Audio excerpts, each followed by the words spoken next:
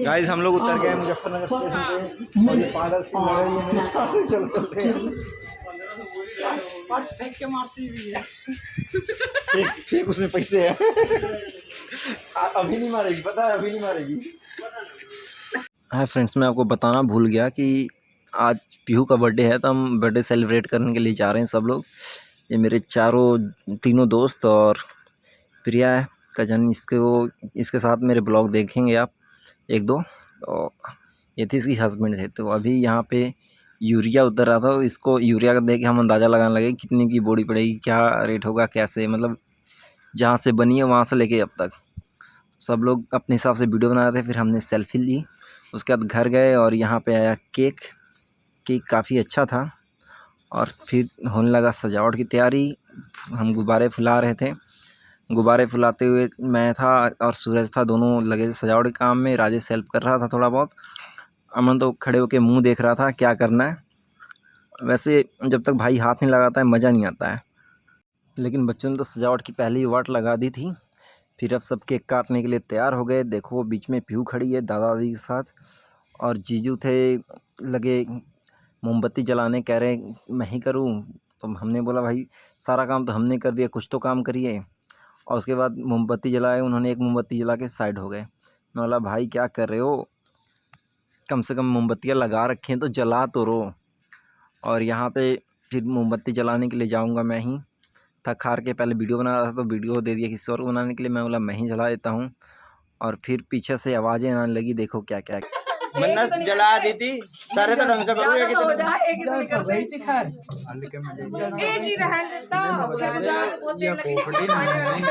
बहुत बढ़िया रे आई का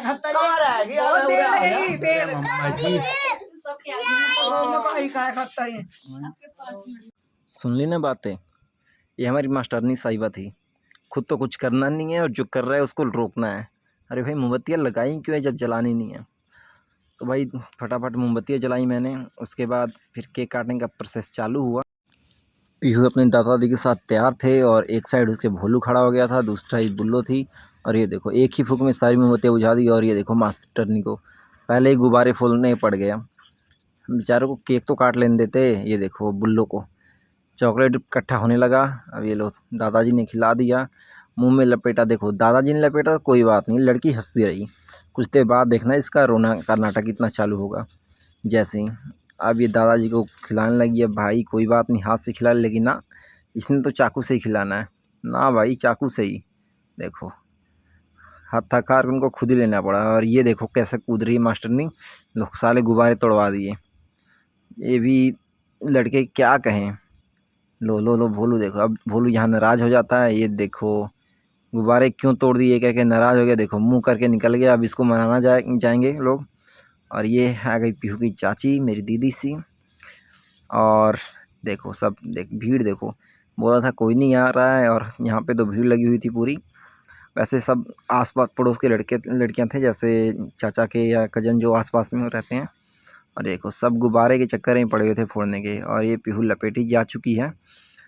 अब आने वाला था मज़ा। अब आएगी प्रिया से बेचारी खाने के लिए भाग रही, तो कह नहीं भाई तू ही खा ले पहले, ये ले खुद होली खेल ली, अब मज़ा आएगा देखना। अब प्रिया खिलाएगी इसको केक, और केक खिलाने के बाद थोड़ा सा लगाएगी, लेकिन नहीं लगाई यार, मुझे लगा देगी, लेकिन चलो कोई बात नहीं, बारी तो अभी है, अभी बहुत से लोग बाकी हैं। फिर आ गई, देखो आ गई कैसे खुश हो रही देखना। ये देखो बुल्लो भी, ये दोनों परियां लग रही हैं हमारी, बहुत लाडली हैं दोनों। आपको ये भी दिखाएं कितना लाड होता है इनका। ये लो राजेश जी गए, ओ भाई पैसा दिया भाई पैसा। ये लो मौसा जी, ये मुंह बाके खड़ी है जैसे कितनी बड़ी भूखड़ हो गई है भाई, तेरे को ही मिलेगा। ये लो मेरे को कोई बात नहीं, अब होगा रोना चालू। ये लो पो दिया, अब भाई हो गया चालू, अब सुनो इसका ड्रामा। क्या हो गया? ओए कुछ नहीं, तू भी लगा दी, तू भी लगा दी, तू भी लगा दी।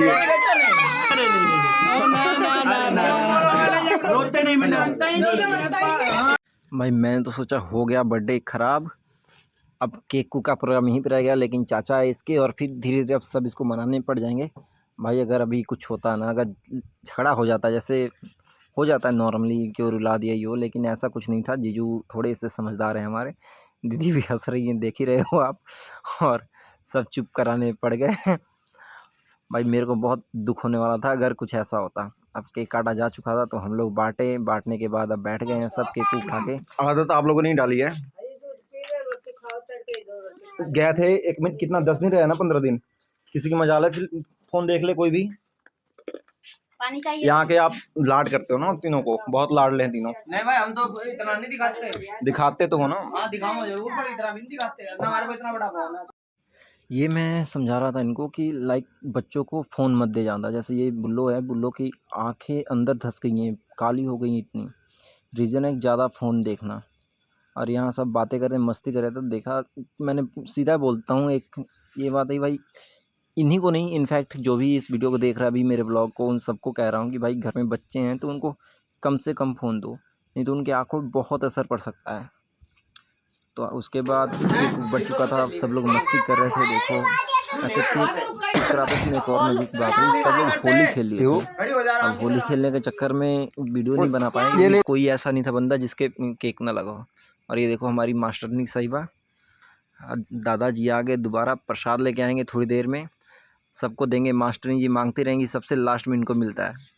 कह भी देती हैं जो मांग रहे हैं, जो नहीं ले रहे उनको दे ही जा रहे हैं, जो लेने को तैयार खड़े उनको नहीं दे रहे हैं।